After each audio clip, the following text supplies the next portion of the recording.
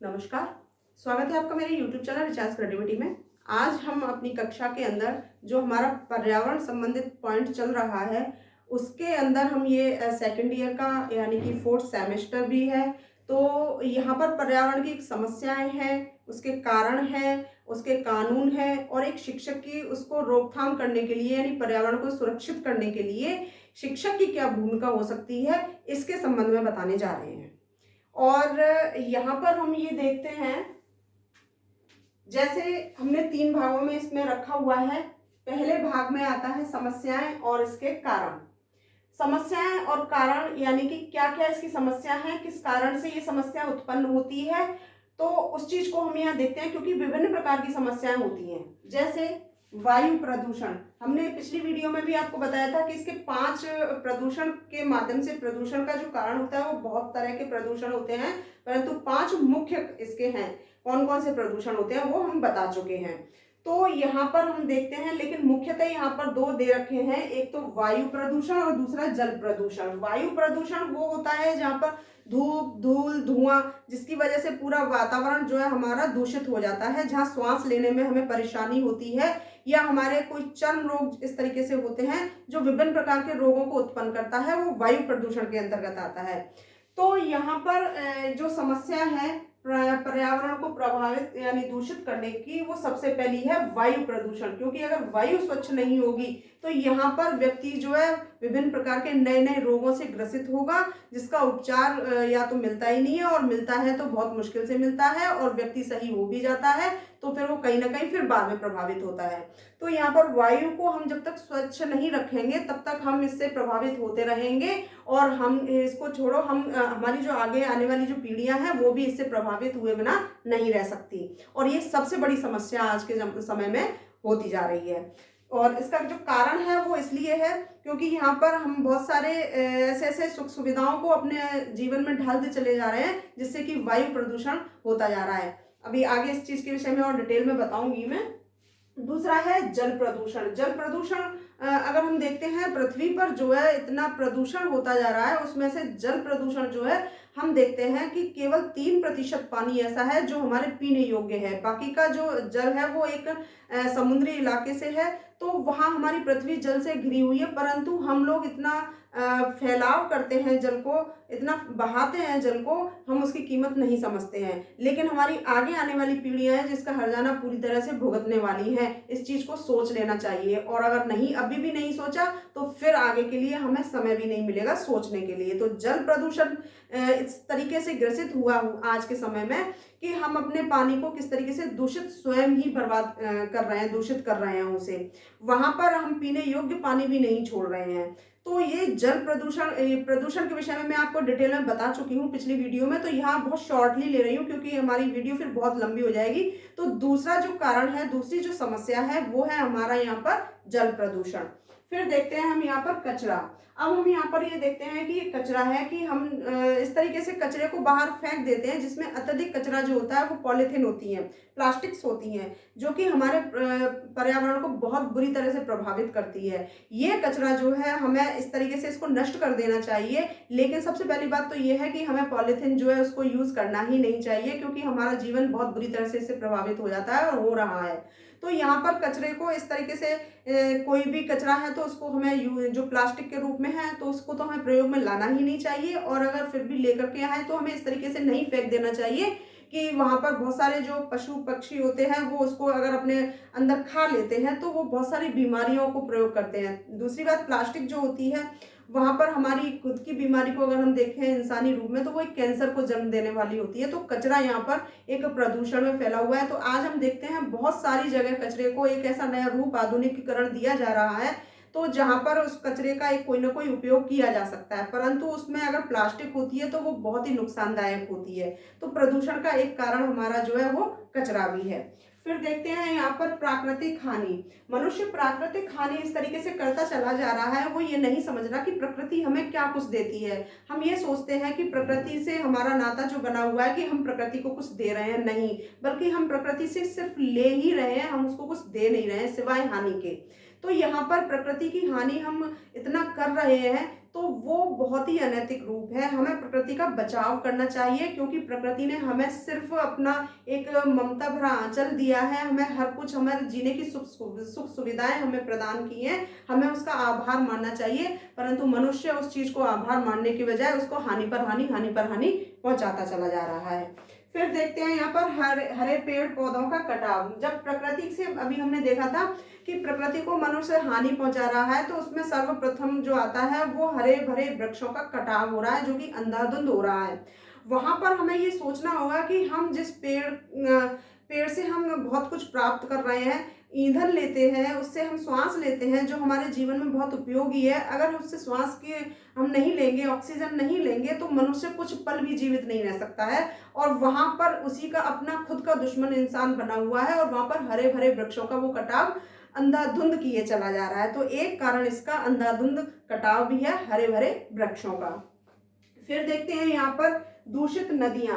दूषित नदियां यानी कि जो साफ स्वच्छ एक जल का बहाव होता है वो नदियों के माध्यम से होता है, लेकिन इंसान जो है अपने ही उसमें इतना महत्वाकांक्षी होता चला जा रहा है कि वो केवल अपना स्वार्थ देखता है। और वहां पर जितने भी आज फैक्ट्रीज हैं, जितने भी कारखाने हैं, या हमारे घर का जितना भी उपयोगी पानी होता है, हम उसको बहाव के तौर पर देखते हैं, तो नालों में जाता है, हमारे घर से नालियों के माध्यम से जाता है, नालों में जाता है, फिर वो नदियों में जाकर के मिल जाता है, और नदियों का जो जल होता है वो समुद्र में जाकर के मिल जाता है। तो वहां पर हमने जो है नदियों में गंदगी इतनी पहुंचाई हुई है। आप देखते भी होंगे कि जो भी नदी बहती हुई है तो उसके किनारों पर जो है कितनी सारी गंदगी जमा हो जाती है। तो ये गंदगी क्या है, हम इंसानों ने उसको कितनी गंदगी दी है नदियों को। आज मैं आपको एक प्रत्यक्ष उदाहरण भी अगर हम इसको देते हैं आपके सामने, तो वो देखते हैं कि इस लॉकडाउन के समय के अंतर्गत कितने बार हम टीवी पर भी देख चुके हैं, कितनी बार ये बताया जा रहा है कि आज कोई व्यक्ति बाहर नहीं निकल रहा, और बाहर नहीं निकल रहा तो इसका मतलब प्रकृति कितनी साफ और स्वच्छ होती चली जा रही है, वातावरण कितना स्वच्छ और मधुर होता चला जा रहा है।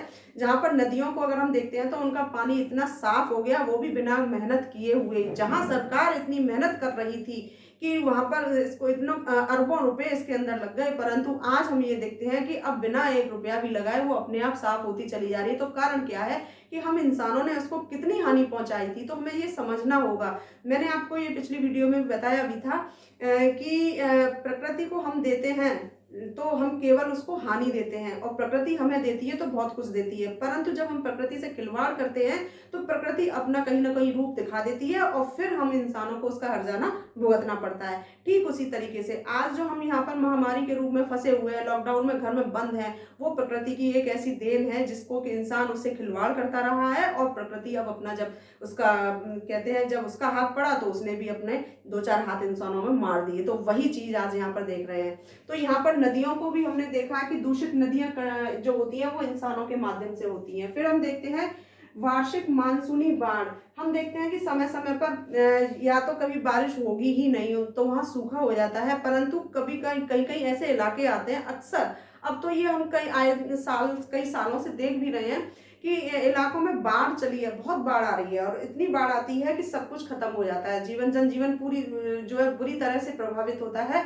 तो ये एक वृक्षों का अंधाधुंध कटाव के कारण है। अगर वन होते तो इतनी चीजें, इतनी व्यवस्थाएं अव्यवस्थाएं नहीं होती। तो ये जो है एक वार्षिक रूप से जो एक मानसूनी बाढ़ आती है वो भी यहाँ पर एक समस्याएं बनी हुई है, उसका भी कारण एक इंसान ही है। फिर देखते हैं बढ़ती जनसंख्या। जिस तरीके से हम देख रहे हैं कि एक घर के अंदर अगर दो व्यक्ति हैं और वो दोनों अपने सक्षम हैं तो उनका पालन पोषण अच्छा होता है। दो में अगर तीन होते हैं, चार, यानी एक परिवार में अगर चार मेंबर हैं तो उनका पालन पोषण बहुत अच्छा होता है।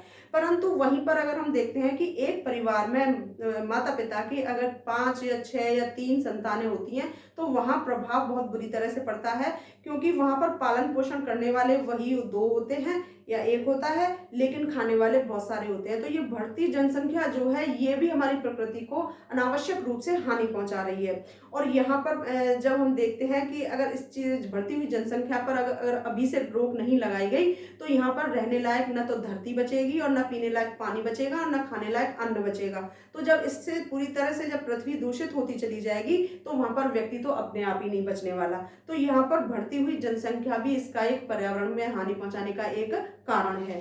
फिर देखते हैं यहाँ पर व्यक्तिगत खपत। व्यक्तिगत खपत वो चीज़ है, इसका कारण ये है कि हम लोग इंडिविजुअली ये सोचते हैं कि हमें अपनी सुख सुविधाओं से संबंधित बहुत सारी चीज़ें चाहिए होती हैं। हमें क्या क्या चाहिए, हम प्रकृति से खिलवाड़ कर रहे हैं। हमें सोने के लिए अब पंखे की आवश्यकता नहीं, हमें कूलर की आवश्यकता भी नहीं है, अब हमें एसी चाहिए। हम ये नहीं सोचते हैं कि एसी ठीक है, हमें आधुनिकीकरण की तरफ जाना है, गर्मी है, सब कुछ है, लेकिन एक घर में जहाँ पर हम खपत कर सकते हैं एक व्यक्ति यानी एक रूम में, लेकिन अब हम ये देख रहे हैं कि अगर हमारे घर में 4 बच्चे हैं तो चारों बच्चों के अलग अलग कमरे में 4 एसी होंगे, तो वहां पर उसका नुकसान कितना होगा, ये मनुष्य नहीं सोचता है। बिजली, वैसे पैसा नहीं होता है मनुष्य के पास, लेकिन जैसे ही अपनी सुख सुविधाओं में आया तो वो अंधाधुंध पैसा भी खर्च कर देता है, फिर कहाँ से आया। तो ये सारी चीजें सोचने लायक होती है। तो वहाँ व्यक्तिगत जो हम कहते हैं अपने लिए सोच, वहां हम केवल अपनी सोच को रखते हैं अपनी सुख सुविधाओं के लिए। प्रकृति के साथ क्या हो रहा है यहाँ कोई कुछ नहीं सोचता है। तो यहाँ पर ये व्यक्तिगत खपत भी हो गई। बहुत सारी चीजें ऐसी हैं जो इसके अंदर प्रभावित करती हैं। फिर देखते हैं औद्योगिकरण। औद्योगिकरण वो है कि एक समाज में नई रूपरेखा, नया विकास हमें चाहिए, वो बात सही है, लेकिन उसी चीज से अगर हम अननेसेसरी हम उस चीज से खिलवाड़ करते हैं तो वो चीज गलत हो जाती है। जैसे औद्योगिकरण अच्छी बात है, परंतु उसकी अत्यधिक अगर होती जाएगी तो वहां पर प्रकृति के साथ, पर्यावरण के साथ एक खिलवाड़ होगा। अब क्योंकि जब कोई एक फैक्ट्री खड़ी हुई है तो उसका फायदा है तो उसका नुकसान भी है, क्योंकि हर पक्ष के दो पहलू होते हैं, एक अच्छा और एक बुरा। तो अच्छा है, हमने उससे फायदा लिया क्योंकि हमने उससे बढ़वार ली, उससे हमने बहुत सारे लोगों को जो बेरोजगार थे रोजगार दिया, उससे हमने उत्पादन किया, तो वहां पर वो चीजें हमारे लिए लाभदायक हुई। किंतु उसका दूसरा जो साइड इफेक्ट था वो चीज हमने नकार दिया। उससे हमने देखा कि पर्यावरण, जो उसकी चिमनियों से धुआं निकल रहा है, वो पूरे वायुमंडल को हमारे को प्रभावित कर रहा है। व्यक्ति उससे कितना बीमारी अपने अंदर ग्रहण कर रहा है, जो उससे जल बाहर निकल रहा है, वो भूमि भी प्रभावित हो रही है, उससे पानी भी प्रभावित हो रहा है, तो ये चीज, हमारी नदियां प्रभावित हो रही हैं, तो ये चीज उसका दूसरा साइड इफेक्ट भी है। तो वहां पर औद्योगिकरण जो है उससे कितना फायदा है और कितना नुकसान है। तो फायदा हम कम ले पा रहे हैं, नुकसान हम प्रकृति को ज्यादा दे रहे हैं, तो इस नुकसान का हर्जाना भी इंसान को भुगतना होता है। फिर हम देखते हैं यहाँ पर घटिया कृषि। घटिया कृषि से तात्पर्य ये है कि इंसान अब क्या है, अपनी ज्यादा कमाई के लिए भूमि के अंदर, ये भूमि प्रदूषण होगा इसके अंदर, कि भूमि के अंदर अनैतिक तौर से अत्यधिक रूप से इतनी यूरिया खाद का प्रयोग कर रहा है कि उससे पैदावार तो बहुत ज्यादा होती है, लेकिन ये नहीं सोचता कि इंसान ही इसको खाएगा, स्वयं वो भी खाएगा, तो इसका नुकसान कितना होगा। वहां पर शारीरिक विकलांगता भी आती जा रही है, आयु की जो एक दर जो थी वो घटती चली जा रही है, इंसान की मानसिक रूप से जो है वो अस्वस्थ होता चला जा रहा है। तो बहुत सारी विसंगतियां इंसान के अंदर उत्पन्न होती चली जा रही हैं, तो वो भी घटिया कृषि के माध्यम से। तो फिर यहाँ पर हम देखते हैं नदियों में कचरे का बहाव। हमने अभी जैसे हमने आपको यहाँ बताया था, दूषित नदियां, दूषित नदियों में जब हम देखते हैं कि कचरे का बहाव होता है, तो वो चीज जैसे कि कचरे को हमें नष्ट कर देना चाहिए नदियों में बहाने के बजाय। तो वहां हम बहुत सारी चीजें ऐसी देखते हैं कि जहां नदियों में हम कचरे का बहाव करते जा रहे हैं, तो जिससे नदियां दूषित होती चली जा रही हैं। फिर देखते हैं हम यहाँ पर आधुनिक सुख सुविधाओं की वृद्धि। आधुनिक सुख सुविधाओं की वृद्धि यानी व्यक्तिगत जो खपत है यहाँ पर, उसमें ये चीज आती है कि जब हम व्यक्ति एक आधुनिक सुख सुविधाओं की वृद्धि करता चला जाता है अपने लिए, हर आज हम देखते हैं घर के अंदर, तो हम प्रातःकाल जब उठते हैं तब से लेकर के और रात को सोते हैं तब तक हमारे जीवन में सुख सुविधाओं की भरपूर मात्रा होती है। यानी कि हमने जो खाने पीने से लेकर के अपने सोने, आराम, बैठने, करने तक की जितनी भी सुविधाएं होती हैं, उनका हम प्रयोग प्रचुर मात्रा में कर रहे हैं, बल्कि और अत्यधिक कर रहे हैं। जिसका आवश्यक नहीं है तो हम उस चीज को भी उतना ही प्रयोग कर रहे हैं। तो ये हमारे लिए एक ऐसा समय है जहां हमें सोचना चाहिए प्रकृति की तरफ, लेकिन हम प्रकृति की तरफ नहीं सोचते हुए सिर्फ अपने विषय में सोचते हैं। तो यहाँ पर ये जो है आधुनिक सुख सुविधाओं में जो वृद्धि के कारण जो है एक पर्यावरण दूषित होता चला जा रहा है। और अंत में इसमें देखते हैं नित नए टावरों का निर्माण। आजकल हम देख रहे हैं कि हर घर में जितने मेंबर्स होते हैं सबके पास मोबाइल होते हैं, हम सभी जानते हैं। तो वहाँ छोटा बच्चा भी है, वो भी मोबाइल जानता है कि ये क्या है। तो वहां पर इतने प्रयोग हो रहे हैं, अगर वहां पर जैसे कभी जैसे 4 मेंबर हैं तो 4 मोबाइल तो है ही है, लेकिन कहीं कहीं और इससे भी ज्यादा होते हैं। तो वहाँ ये ठीक है, मोबाइल रखना हमारे लिए फ़ायदेमंद है, लेकिन इसका एक दूसरा नुकसान भी है। नई नई कंपनियां आ रही हैं, अपने अपने कंपनियों का प्रचार हो रहा है, उन कंपनियों के माध्यम से कितने सारे टावर खड़े हो रहे हैं। बहुत सी चीज़ तो ऐसी है जो अपनी कॉलोनी में ही खड़े होते हैं, तो उसका एक पेमेंट जो मिलता है उनको, केवल वो पेमेंट देखते हैं, लेकिन वो ये भूल जाते हैं कि इस टावर की वजह से कितनी जनसंख्या हमारी जो है यहाँ पर, कहाँ कहाँ तक इसकी जो किरणें जाएंगी, वो व्यक्ति कितना प्रभावित होगा। तो ये चीज़ कितनी गलत है। तो नित्य रोज नए जो टावरों का प्रयोग किया जा रहा है, तो वहाँ इस तरीके से बहुत सारी इसके अंदर समस्याएं भी हैं और ये कारण भी हैं। इन कारणों के माध्यम से जो हमारा पर्यावरण जो है वो प्रभावित होता है और बुरी तरह से प्रभावित होता है। अब देखते हैं इसके विषय में कानून। कानून के विषय में हम ये देखते हैं कि 1980 के दशक के बाद भारत के सर्वोच्च न्यायालय पर्यावरण के मुद्दों में लगातार लगा हुआ है। इसके सुधार के लिए नए संस्थान, नए सिद्धांत, नई नीतियां, नई संरचनाओं का निर्माण होता रहा है, जो वर्तमान में प्रभावी सिद्ध हो रहा है। हम ये देख रहे हैं कि जब 1980 से दशक से के बाद आज तक बहुत प्रयोग किए जा रहे हैं, बहुत सारे प्रयास किए जा रहे हैं, नए नए नीतियां बन रही हैं, नए नए सिद्धांत बन रहे हैं, नई नई संरचनाएं बन रही हैं, उनके माध्यम से कि किसी भी तरह से पर्यावरण को स्वच्छ बनाया जा सकता है। और इसके लिए जो पहल की गई है, हम देखते हैं कि वर्तमान समय में इसी संदर्भ में वर्तमान प्रधानमंत्री श्री नरेंद्र मोदी जी अच्छे प्रयास भी कर रहे हैं और उन्हें जिसके लिए एक संयुक्त राष्ट्र पर्यावरण चैंपियन अवार्ड भी मिला है, जो कि सितंबर 2018 में मिला था। हम देख रहे हैं कि मोदी जी इस विषय में बहुत अच्छे प्रयास किए हैं और कर रहे हैं। तो यहाँ पर उनके प्रयास के ही माध्यम से उनको जो अवार्ड मिला है वो यहाँ पर संयुक्त राष्ट्र पर्यावरण चैंपियन अवार्ड के नाम से है, जो सितंबर 2018 में उनको मिला है। हमने एक वीडियो देखी थी और वीडियो से मतलब न्यूज़ चैनल पर ही देखा था। न्यूज़ चैनल पर ये दिखाया गया था कि किस तरीके से मोदी जी एक रैली में हैं और रैली में जब उनको कुछ शायद खाना था यानी क्या था, उनके हाथ में कोई एक ऐसा टिश्यू पेपर था। तो अक्सर लोग क्या करते हैं कि अगर टिश्यू पेपर का यूज हुआ और उसको सड़क पर फेंक दिया, तो लेकिन मोदी जी ने क्या किया था, उसको यूज किया, मुंह पोंछा, हाथ पोंछा और अपनी जेब में रख लिया उसको। तो ये उनका एक ऐसा आदर्श विचार था, उससे बहुत प्रभावित हुए। न्यूज चैनल के माध्यम से हमको ये देखने को मिला एक संकेत कि जब देश के प्रधानमंत्री एक पर्यावरण को स्वच्छ बनाने में एक अहम हिस्सा अपना योगदान दे रहे हैं, तो फिर हमें भी उनका साथ देना चाहिए। तो इस तरह की विचारधाराओं को अगर हम अपने अंदर अपनाते हैं तो हमारे जो किसी कानून की आवश्यकता नहीं होगी, क्योंकि हम स्वयं खुद एक कानून का पालन करने वाले होंगे। तो हर व्यक्ति को ये समझना होगा।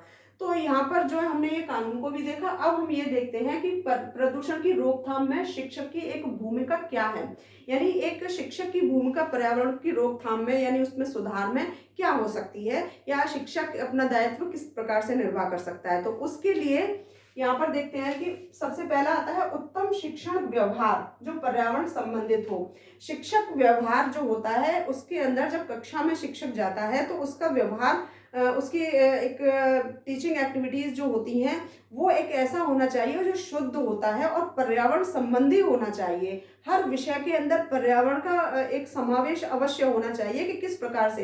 एक वीडियो में मैंने आपको ये पहले भी बताया भी था कि अगर प्राकृतिक तौर से हम बालक को शिक्षा देते हैं, कभी कभी कक्षा से बाहर यानी औपचारिक कक्षा से बाहर निकल करके अनौपचारिक रूप में अगर शिक्षा देते हैं तो उसका प्रभाव पड़ता है। एक तो वो प्राकृतिक रूप से हो गई, दूसरा उसमें पर्यावरण क्या है उसको समझाने की भी क्षमता उसके अंदर उत्पन्न होती है। तो यहाँ पर शिक्षक व्यवहार जो है वो पर्यावरण से संबंधित होना चाहिए। दूसरा हम देखते हैं कि पाठ्यक्रम उत्तम हो। पाठ्यक्रम ऐसा होना चाहिए जो कि पर्यावरण पर ही आधारित होना चाहिए। पर्यावरण क्या है, उसका महत्व क्या है, क्यों आवश्यक है, क्यों बालक को शिक्षा दी जानी चाहिए, तो ये सारी जानकारी अगर पाठ्यक्रम के माध्यम से बालक को दी जाती है तो वो प्रारंभ से ही पर्यावरण के संबंध में जानकारियां प्राप्त करता चला जाता है। तो पाठ्यक्रम जो है वो उत्तम होना चाहिए। तीसरा हम यहाँ देखते हैं कि पाठ्यक्रम संबंधी गतिविधियां करनी आवश्यक है। जब बालक को विद्यालय के अंदर कुछ ऐसी क्रियाएं कराई जाएंगी, ऐसी गतिविधियां कराई जाएंगी जो कि हमारा यहाँ पर पाठ्यक्रम संबंधी है, वो गतिविधियां जैसे कि औपचारिक से निकल करके अनौपचारिक जब हम शिक्षा उसको देते हैं तो वहां पर वो अपने आप ही प्रकृति की गोद में जाकर के जब शिक्षा प्राप्त करता है तो वो मानसिक रूप से भी स्वस्थ रहता है और शारीरिक रूप से भी स्वस्थ रहता है और उसकी जो महत्वाकांक्षाएं हैं वो उच्च क्वालिटी की होती हैं। तो यहाँ पर जो पाठ्यक्रम होना चाहिए वो उसकी गतिविधियां होनी चाहिए, वो पर्यावरण के आधार से ही होनी आवश्यक है। फिर यहाँ पर देखा है कि स्वच्छता अभियान से परिचित कराना। स्वच्छता अभियान क्या है, उससे बालक को परिचित कराना। शिक्षक का दायित्व बनता है कि हमारे लिए कक्षा में बैठ करके ही शिक्षा प्राप्त करना नहीं है, हम पर्यावरण में जीते हैं तो कैसे जीते हैं, हमारे लिए क्या क्या आवश्यकता है, उन सभी चीज़ों से, उन सभी बातों से एक बालक को परिचित कराना चाहिए। यहाँ पर हम खेल कूद के माध्यम से पर्यावरण को बता सकते हैं, उसकी पढ़ाई के माध्यम से भी बता सकते हैं, उसको नए नए एक्सपेरिमेंट करने के लिए देते हैं तो उसके माध्यम से पर्यावरण की पहचान करा सकते हैं। तो बहुत सारी गतिविधियां ऐसी हैं जिससे कि बालक को परिचित आसानी से कराया जा सकता है। यहाँ पर कक्षा, एक कहावत है हमने बचपन में सुनी थी कि कुत्ता भी अगर बैठता है तो पूंछ से झाड़ करके तब बैठता है। तो बिल्कुल सही बात है, जब हम एक जानवर के ऊपर ये संकेत कर सकते हैं तो बचपन से ही एक बालक को क्यों नहीं बता सकते कि जब वो अपनी बेंच पर बैठ रहा है या अपनी जिस स्थान पर बैठ रहा है उसको भी साफ और स्वच्छ रखो। तो इस तरह की एक स्वच्छता अभियान क्या है उसके विषय में, उसके शरीर के रूप से स्वच्छता देखी जाती है, उसकी मानसिक रूप से स्वच्छता देखी जाती है, उसके वातावरण के रूप से स्वच्छता देखी जाती है। तो इन सारी स्वच्छताओं से परिचित एक बालक को कराना यहाँ पर स्वच्छता अभियान से परिचित कराने के समान हो गया। फिर देखते हैं नवीन पौधों का रोपण। बालक से एक नए नए पौधों का रोपण कराना अत्यंत आवश्यक है और वो समय समय पर जब भी मौका मिलता है ये एक्टिविटी कराना अत्यंत आवश्यक है। उसकी महत्ता भी एक शिक्षक को उसी समय बतानी चाहिए कि ये क्यों है। हम बहुत सी चीज़ देखते हैं कि एक पेड़ लगाया किसी और ने, शिक्षक और बच्चे खड़े हो गए और फोटो खिंचा लिया। ये चीज़ एक अलग होती है, ये ठीक है, इससे प्रेरित होते हैं बहुत से कि वहाँ ये हुआ है तो हम भी इससे 4 पौधे और ज़्यादा लगेंगे, ये अच्छी बात है। परंतु साथ ही साथ इसके साथ जो है उसकी महत्ता, उसकी गुणवत्ता को बताना भी एक शिक्षक का दायित्व होता है। फिर यहाँ पर है भ्रमण माध्यम शिक्षा। पहले मैं आपको एक चीज और बता दूं, नवीन पौधारोपण के अंतर्गत यहाँ पर हम एक सच्चे शिक्षक का दायित्व ये भी बनता है कि जैसे कुछ लोगों को जैसे अब मौसम आएगा हमारा, जिस मौसम, जैसे जैसे मौसम आता है उसकी कुछ गुठलियां बच जाती हैं, उनको हम सुखा करके रख सकते हैं। जैसे जामुन का है, नीम का है, आम का है, या और भी जो भी अन्य जैसी गुठलियां होती हैं उनको हम सुखा के रख लेते हैं यूज करने के बाद। तो जहां भी हमें ऐसा निर्जन स्थान मिला तो या अपने विद्यालय में या अपने घर के बाहर जहां भी ऐसा स्थान है कि जहां उसको परिपूर्ण रूप से धूप और जल, इन दोनों की व्यवस्था पर्याप्त मात्रा में हो सकती है, तो वहां उन गुठलियों को हमेशा अपने साथ, अपनी जेब में, अपने पर्स में रख करके, अपने बैग में रख करके चलें और जहां भी मौका मिला उस गुठली को गाड़ दो। तो वहां पर एक ऐसा नया कुछ समय बाद जब वो पौधा उगता है तो जब भी हम उस रास्ते से निकलते हैं तो बहुत ही एक उस पौधे के रूप में जब देखते हैं तो हमारी आत्मा कितनी खुश होती है। साथ ही हमने एक अच्छा भलाई वाला काम भी किया और एक वातावरण को शुद्ध करने में एक पहल भी की। तो अगर इस तरीके से हर व्यक्ति सोच रखेगा अपनी और इस क्रिया को करता चला जाएगा तो बहुत अच्छे से इस चीज का विकास होगा। तो ये विचार भी एक शिक्षक को अपने विद्यार्थियों को देना अवश्य है, आवश्यक है कि वो किस तरीके से विकसित कर सकते हैं खुद की बुद्धि का और बालक की बुद्धि का। फिर हम यहाँ देखते हैं भ्रमण माध्यम से शिक्षा। भ्रमण माध्यम से शिक्षा वो शिक्षा होती है कि जैसे हमारा कोई एक टूर जा रहा है तो वो तो केवल साल में एक बार जा सकता है, तो कहीं पर ऐसे स्थान पर ले जाया जाए बालक को जहां पर प्राकृतिक रूप पूरी तरीके से देख सके।